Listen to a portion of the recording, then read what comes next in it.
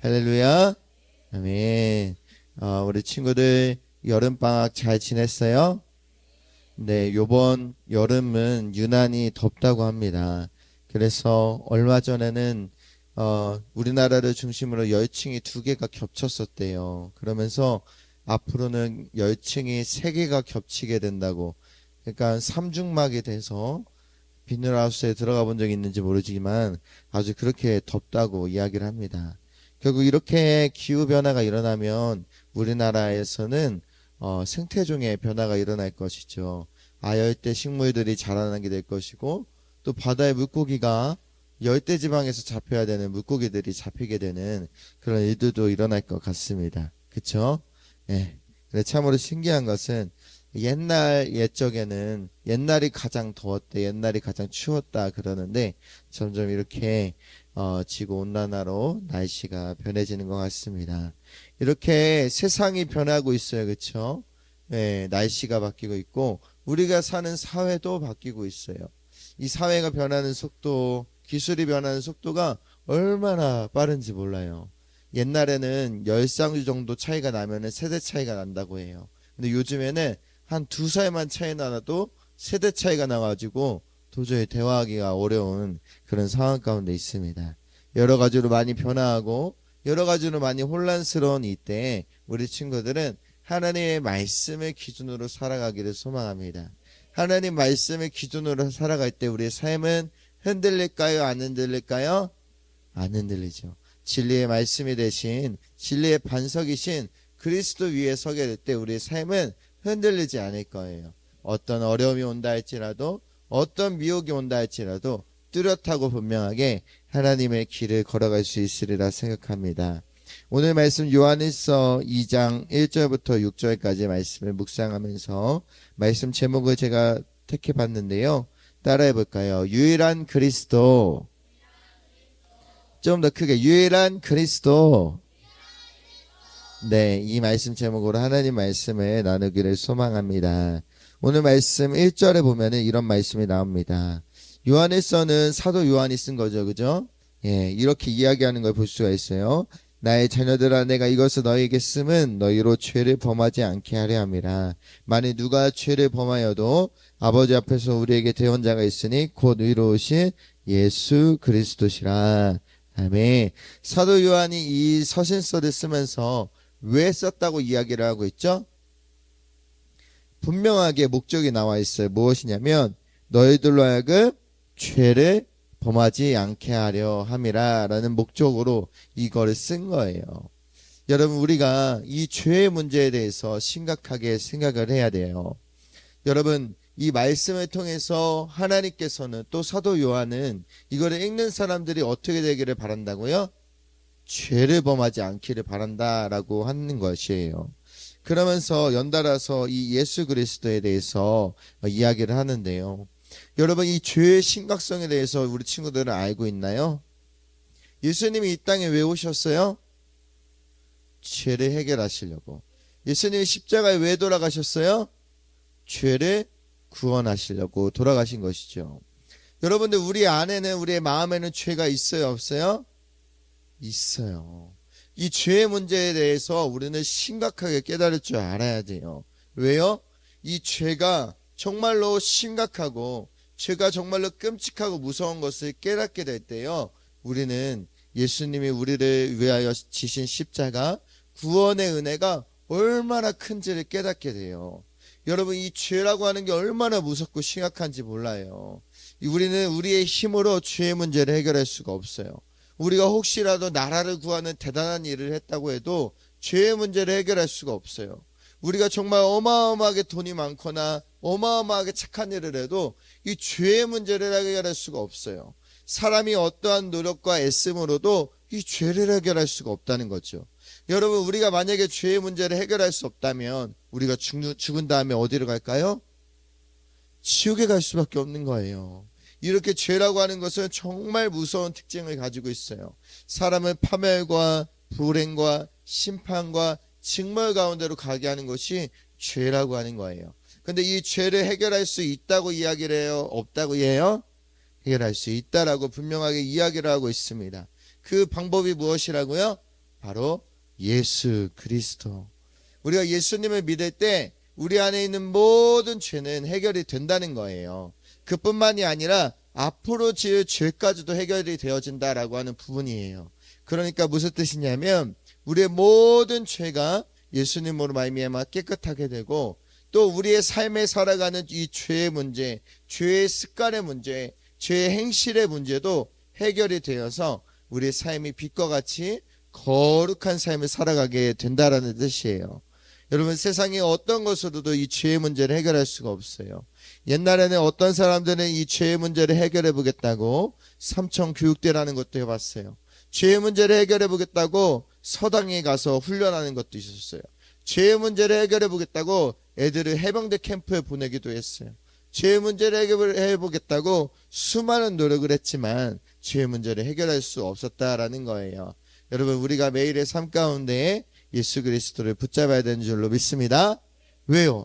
붙잡아야지만 죄를 이길 수 있으니까, 죄를 해결할 수 있으니까, 깨끗하고 거룩하게 살아갈 수 있으니까, 하나님의 사람으로 살아갈 수 있으니까 여러분, 예수님을 붙잡으시길 소망합니다. 아멘. 그러면서 오늘 말씀 가운데 또 나오는 말씀 5절에 이런 말씀이 나와요. 누구든지 그의 말씀을 지키는 자는 하나님의 사랑이 참으로 그 속에서 온전하게 되었나니 이로써 우리가 그의 안에 있는 줄을 아노라. 아멘. 그러면서 하나님께서 요한을 통해서 말씀을 하시는데, 그의 말씀을 지키는 사람은 어떤 사람이라고요? 하나님의 사랑이 그 안에 있는 사람이고, 그리고 하나님 안에 있는 사람이다 라고 이렇게 이야기를 하는 것을 볼 수가 있어요. 이 말씀에 따르면요, 우리가 하나님의 말씀을 지키면 어떤 사람이라고요? 하나님의 그 십자가의 사랑이 마음에 있는 사람, 그리고 우리가 그 말씀을 지키면 하나님 안에 있는 사람이 된다라고 분명하게 말씀하고 있다라는 거예요. 여러분, 하나님과 함께 살아가고 싶어요? 하나님의 임재 가운데 살아가고 싶어요? 하나님 안에서 하나님의 돌보심과 지키심 가운데 살고 싶어요? 그러기 위해서는 조건이 있다라고 분명하게 말씀이 나와 있어요. 무엇이에요? 그의 말씀을 지키는 자. 아멘이신가요? 하나님의 말씀은 도대체 무엇일까요? 하나님이 우리에게 매일 요구하시는 것은 도대체 무엇일까요? 우리에게 지키라고 하시는 그 말씀이 도대체 무엇일까요? 여러분들이 하루하루 살아갈 때 이것을 머릿속에 마음속에 새기고 살아가야 된다라고 생각을 합니다. 이 성경 가운데 수많은 말씀이 있지만 하나님 말씀에 지키는 것 여러분들한테 소개하기를 소망합니다. 하나님 말씀 지키는 건 무엇이죠? 죄에서 떠나는 것, 그렇죠? 그리고 하나님 말씀에 순종하는 것이 무엇이죠? 바로 내 이웃을 내 몸과 같이 사랑하는 것, 그리고 살아계신 하나님을 진정으로 사랑하는 것, 그것이 하나님의 말씀을 지키는 것이라고 하는 거예요. 하나님을 사랑하게 되고 이웃을 사랑하게 되면 어떻게 되죠? 하나님한테 범죄할 수가 있나요? 없게 되는 거예요. 이웃을 사랑하게 되면 이웃을 미워할 수 있나요? 없게 되는 거예요. 그러니까 우리의 삶이 점점 더 거룩해지는 거예요. 우리의 마음 가운데 사랑과 화평과 은혜와 오래 참음과 자비와 양성과 충성과 온유와 절제가 생기게 되는 거예요. 그래서 우리의 모습과 삶이 달라지게 되는 거예요. 그래서 우리를 보는 사람들이 우리를 좋아하게 되는 거예요. 좋아하게 되는 거예요. 좋아하게 되는 거예요. 그리고 우리를 보면 누가 떠올리게 되는 거예요? 예수님이 떠올리게 되는 거예요. 그것이 바로 하나님 말씀을 지키는 거예요. 그렇게 될 때 그의 마음 가운데 하나님의 사랑이 온전하게 있는 것이고, 그리고 하나님 안에 있는 사람이 되게 된다라는 거예요. 우리 친구들 너무나도 귀해요. 왕의 자녀 성교한 수산자의 12회. 그러나 우리가 이 자리에 속하는 것을 더 뛰어넘어야 돼요. 어떻게 해야 되죠? 이곳에 왔다 갔다 하는 것, 아침 예배를 드리는 것 뛰어넘어서 하나님의 사람, 하나님과 함께하는 사람, 예수님을 사랑하는 사람, 예수님이 사랑하시는 사람, 그렇게 되는 것이 우리의 목적이 있는 거예요. 그렇게 될 때 우리가 혹 나중에 이 시간들을 졸업하게 될 때에도 흔들리지 않는 마음과 정체성으로 살아갈 수 있다는 거예요. 여러분들 하나님의 사람으로 살아가기를 간절히 소망합니다. 아멘. 이제 마지막 한 구절만 더 살펴보기를 소망합니다. 6절 말씀인데 우리 같이 한번 읽어볼까요? 큰 소리로 시작. 그의 안에 산다고 하는 자는 그가 행하시는 대로 자기도 행하였으니라. 아멘. 마지막 부분이에요. 주님이 말씀하시는 거예요. 좀 어려울 수 있어요. 마지막으로 주님이 말씀하시는 것은 행함에 대한 말씀을 하시는 거예요. 따라해볼까요? 행함. 네, 행함에 대한 말씀을 하시는 거예요. 그러니까 주님이 행하시는 대로 예수님을 믿는 사람도 똑같이 행하면서 살아가게 된다라는 뜻이에요. 우리의 마음에 예수님을 믿게 되고 예수님이 오시게 되면 무엇이 바뀐다고요? 우리의 행동이 바뀌게 되는 거예요. 우리의 행함이 달라지게 되는 거예요. 예수님을 믿었는데, 예수님을 바라보게 되었는데 우리의 삶과 마음과 행동이 바뀌지 않는다는 건 말도 안 되는 거예요. 여러분, 그것은 우리가 또렷한 눈으로 쳐다볼 수 있어야 돼요. 우리와 함께 하시는 선교사님들, 우리와 함께하는 우리 전도사님, 목사님들, 예수님과 함께하는 사람들은 무엇이 바뀐다고요? 행함이 바뀐다고요. 그러니까 예수님과 함께하면 그 모습이 예수님을 닮아갈 수밖에 없는 거예요. 예수님과 함께하는데 어떻게 그 모습이 예수님과 다를 수가 있어요? 우리는 이 목표를 향해서 최선을 다해 살아가야 된다라는 거예요. 우리가 우연히 지나가다가 예수님을 알지 못한 친구들이 여러분들을 바라봤을 때 쟤는 뭔가 달라. 쟤는 뭔가 달라. 쟤는 제 안에 뭔가 다른 생각이 있는 것 같아. 그리고 나중에 알고 보니까 예수님을 믿는 친구구나. 예수님을 믿는 친구들은 저렇게 사는구나 라고 하는 것을 발견하는 모습이 되어야 된다라는 거예요. 우리 삶이 지금은 비록 부족함이 있을 수도 있어요. 모자람이 있을 수도 있어요. 하지만 우리의 마지막은 그렇게 되지 말아야 된다는 거예요. 우리 이 거룩한 성화를 예수님 닮아가는 것을 최선을 다해 살아가는 저와 여러분들이 될 수 있기를 간절히 소망합니다. 아멘. 그렇게 될 때 하나님이 기뻐하시고 여러분들의 삶을 지켜주시고 여러분들에게 사랑을 베풀어 주시고 은혜를 베풀어 주셔서 아름답고 귀한 삶을 살아가게 되리라고 분명하게 믿습니다. 아멘. 지금으로부터 약 60년 전에 장기려 박사님이라는 분이 계셨어요. 그분은 그 의사 선생님이 별로 없던 시절에 공부를 특별하게 잘하셨어요. 공부를 엄청 잘하셔서 훌륭한 의사 선생님이 되셨는데 지금도 알아주는 대학교, 커다라고 유명한 대학교에서 우리 대학교에 와서 교수님이 되어주세요 라는 이야기를 들었어요. 그런데 이 장기려 박사님 마음 가운데는 평생의 꿈이 있었어요. 자기가 의사를 처음 시작할 때 마음에 품었던 꿈이 있었어요. 그것은 무엇이었냐면 이 장기려 박사님은 예수님을 믿는 분이었기 때문에 가장 불쌍하고 가장 어려운 곳에 병원을 짓겠다는 꿈이 있어서 그 제안을 거절했어요. 저 그렇게 하지 않을 거예요 라고 하고서는 그 부산에 지금은 잘 사지만 옛날에 그 가난한 그곳에 병원을 뚝 하고 세우게 되었어요. 그러고 나서 사람들을 도와주고 치료해주기 시작을 했는데 그 지역에는 사람들 가운데 가난한 사람들이 너무나도 많았어요. 치료는 당장 받아야 되는데 배가 아파서 여기저기 아파서 당장 치료를 받아야 되는데 돈을 낼 사람들이 별로 없었어요. 그래서 장기려 박사님은 그 사람들을 다 오게 했어요. 치료를 다 받고 밤에 어쩔 수 없어서 돈이 없으니까 병원의 뒷문을 슬쩍 열어주셨어요. 그래서 치료는 다 받고 돈은 받지 않고 이렇게 보내주는 그 일들을 하신 일로 지금까지 전해지고 있어요. 여러분, 이 자본주의 사회에서 그렇게 한다는 것은 쉬운 일이 아니에요. 어마어마한 돈을 투자하고 받지 않는다는 것은 대단한 일이에요. 왜 장기려 박사님이 모든 것을 포기하고 돈을 받지 않고 그렇게 했나요? 바로 자기가 믿는 예수 그리스도 때문에 그렇게 하셨어요. 자기와 같은 죄인을, 자기와 같이 더러운 사람을, 자기와 같이 벌레와 같은 사람에게 하나님의 놀라운 사랑과 은총을 베풀어 주신 그 마음이 감사해서 그분은 그렇게 평생을 살아가셨다라는 것이에요. 여러분들의 삶도 그럴 수 있기를 소망합니다. 우리의 삶에 예수의 흔적이 한 가지는 분명하게 있어야 된다는 거예요. 예수님을 믿는 다른 모습이 한 가지는 분명히 있어야 된다는 거예요. 여러분들 그런 모습이 있기를 소망합니다. 예수님이 바로 그런 모습으로 살아가셨어요. 사랑할 수 없는 사람들을 사랑하시고 용서할 수 없는 사람들을 용서하시고 자기를 핍박하고 공격하는 사람들을 위하여 기도하시고 주님을 향하여 정말로 공격하고 주님을 향하여 범죄하는 우리와 같은 죄인들을 위하여 저 십자가에서 피 흘려서 돌아가셨다라는 거예요. 여러분, 이 사실이 여러분의 삶에 중요한 것이 되기를 소망합니다. 여러분들의 마음을 달라지게 하기를 소망합니다. 이제는 예수님과 같이 살 거야. 이제는 예수님을 닮으면서 살아갈 거야. 이제는 예수님을 사랑하면서 살아갈 거야 라는 그 마음을 품게 되기를 간절히 소망합니다. 아멘. 네, 이게 오늘 말씀의 전부입니다. 예, 우리 시간에 같이 기도했으면 좋겠습니다.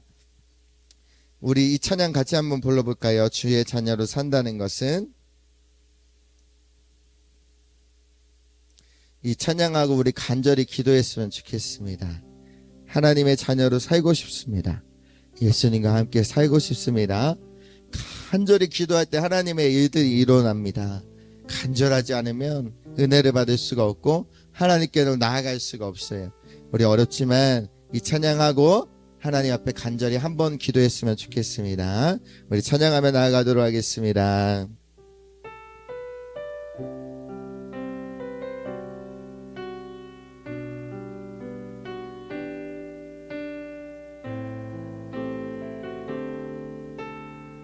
주의 자녀로 산다는 것은, 주의 자녀로 산다는 것은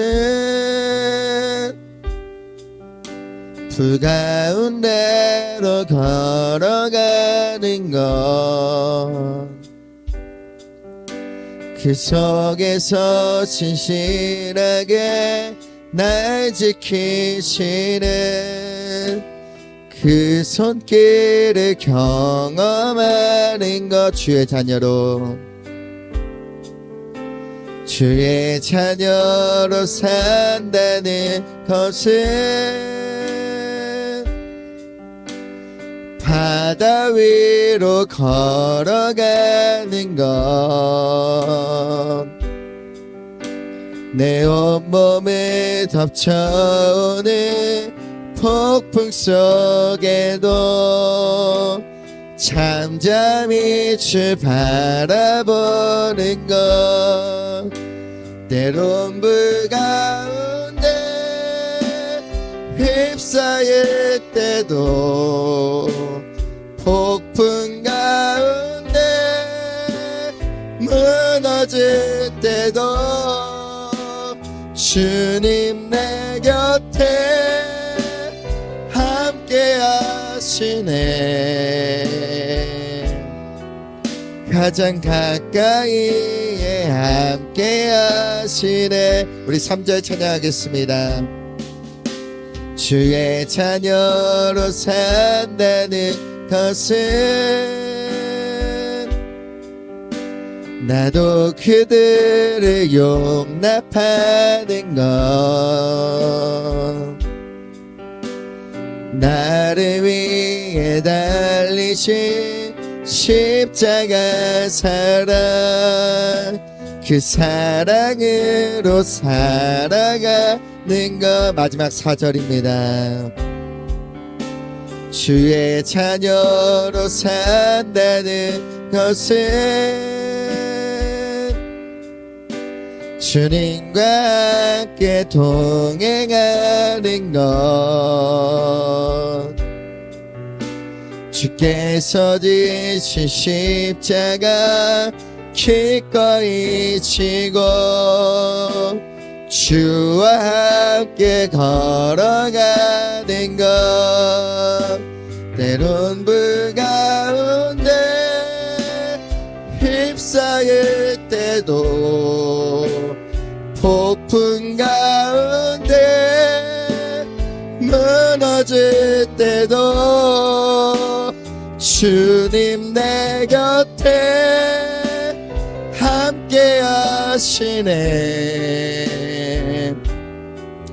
가장 가까이에 함께 하시, 때론 불 가운데, 때론 불 가운데 휩싸일 때도 폭풍 가운데 무너질 때도 주님 내 곁에 하시네. 가장 가까이에 함께 하시네.